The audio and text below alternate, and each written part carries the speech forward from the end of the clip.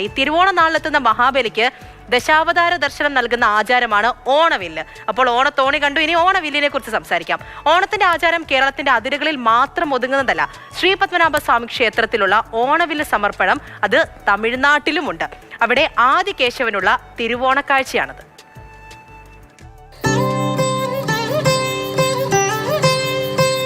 തിരുവോണ നാളിൽ കേരളത്തിലെ മറ്റൊരു ക്ഷേത്രത്തിലും ഇല്ലാത്ത വിശേഷം നമ്മുടെ ശ്രീ പത്മനാഭ സ്വാമി ക്ഷേത്രത്തിലുണ്ട്.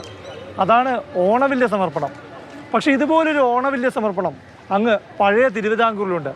അത് തമിഴ്നാട്ടിലെ തിരുവട്ടാറിലുള്ള ശ്രീ ആദികേശവ പെരുമാൾ ക്ഷേത്രത്തിലാണ്. ആദികേശവൻ്റെ മണ്ണിലേക്കാണ് നമ്മുടെ ഈ യാത്ര.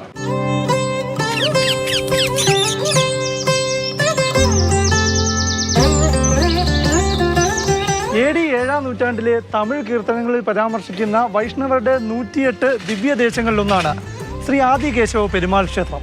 തിരുവിതാംകൂർ രാജകുടുംബത്തിൻ്റെ പഴയ ആസ്ഥാന ദേശമാണ്. തിരുവനന്തപുരത്ത് അനിഴം തിരുനാൾ മാർത്താണ്ഡവർമ്മ ശ്രീ പത്മനാഭ സ്വാമി ക്ഷേത്രം നിർമ്മിച്ചത് ഈ ക്ഷേത്രത്തിൻ്റെ മാതൃകയിലാണ്. അതായത് തിരുവട്ടാറിലെ ഓണവില്ലിന് നൂറ്റാണ്ടുകളുടെ പഴക്കമുണ്ട്.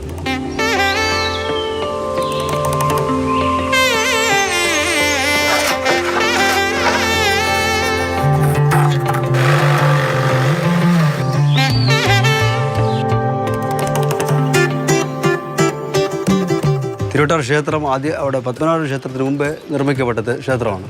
ഇവിടെ 2 വില്ല് ചെയ്യാറുള്ളൂ, അവിടെ 5 വില്ല് ചെയ്യാറുണ്ട്. ഇവിടെ ഉത്സവമൂർത്തി 2 ആദികേശവ പെരുമാളും കൃഷ്ണനുമാണ്. ഈ വില്ലിൽ ഭഗവാന്റെ 10 അവതാരങ്ങൾ കുറിച്ചാണ് വരയ്ക്കുന്നത്. ഓണത്തിനാണ് മഹാബലി ചക്രവർത്തി നാട്ടിലേക്ക് വരുന്നത്. ഭഗവാൻ ചോദിക്കുമ്പോൾ മഹാബലി ചക്രവർത്തി നിങ്ങൾ ഓണത്തിന് വരുമ്പോൾ നിങ്ങൾക്ക് എന്താ ഞാൻ ചെയ്യേണ്ടതെന്ന് മഹാബലി ചക്രവർത്തി പറയും, ഞാൻ വരുമ്പോൾ നിങ്ങളുടെ രൂപത്തിന് എനിക്ക് കാണിച്ചു തരണം. ഭഗവാൻ എപ്പോഴും കാണിക്കാൻ പറ്റില്ല, അതുകൊണ്ട് വിശ്വകർമ്മയെ വിളിച്ച് 10 രൂപത്തിനെയും വില്ല് രൂപത്തിൽ ചെതുക്കി മഹാബലി ചക്രവർത്തി വരുമ്പോൾ കാണിക്കണമെന്ന് പറഞ്ഞ് കൊടുക്കും.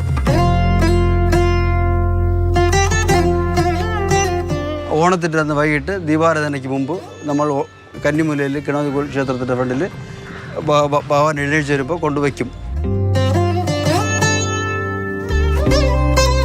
ആദികേശവന് സമർപ്പിക്കുന്ന വില്ലിൽ ആദികേശവനും നടുക്ക് ആദികേശവനും പിന്നെ ആ 10 രൂപവും, കൃഷ്ണന് സമർപ്പിക്കുന്ന വില്ലിൽ നടുക്ക് കൃഷ്ണനും ബാക്കി 10 രൂപവും.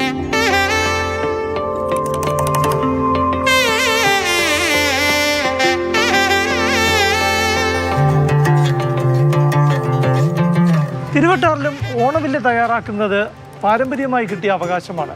തിരുവട്ടാർ പെരുന്തച്ചൻ ആശാരി കുടുംബത്തിലെ സുരേഷ് ബാബുവാണ് പെരുമാൾക്കുള്ള തിരുവോണവില്ല് സമർപ്പിക്കുന്നത്. പണ്ട് തൊട്ട് കോവിലിൽ എന്ന് പറഞ്ഞിട്ടൊരു പാരമ്പര്യമുണ്ട്. എൻ്റെ അച്ഛൻ ചെയ്തുകൊണ്ടിരുന്നു. അതിനു മുമ്പ് അവരെ മുൻഗാമി എഴുതിയിരുന്നു. ഇപ്പോൾ അച്ഛനൊക്കെ പോയതിനു ശേഷം ഞാനാണ് ചെയ്യുന്നത്. ഇതൊരു അവകാശം പോലെ ചെയ്തു വന്നുകൊണ്ടിരിക്കുന്നു.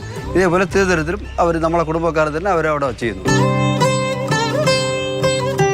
ചിങ്ങമാസം അതിൽ പ്രത്യേക ദിവസമുണ്ട്. അന്ന് തൊട്ട് വ്രതം വരുന്ന് തുടങ്ങി ഓണത്തിൻ്റെ അന്ന് തന്നെ അതിൻ്റെ പണി തീരുള്ളൂ. എത്ര നമ്മൾ ചെയ്താലും അന്നേ അതിൻ്റെ പണി തീരുള്ളൂ. തീർത്ത് വൈകിട്ട് കൊണ്ട് ചേർക്കും.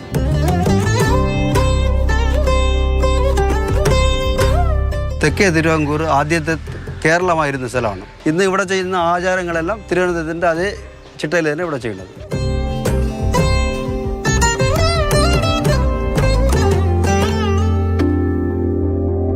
ഭാഷാടിസ്ഥാനത്തിൽ കേരളവും തമിഴ്നാടും വിഭജിച്ചപ്പോൾ പഴയ തിരുവിതാംകൂറിലെ നാഞ്ചിനാട് തമിഴ്നാടിൻ്റെ ഭാഗമായി.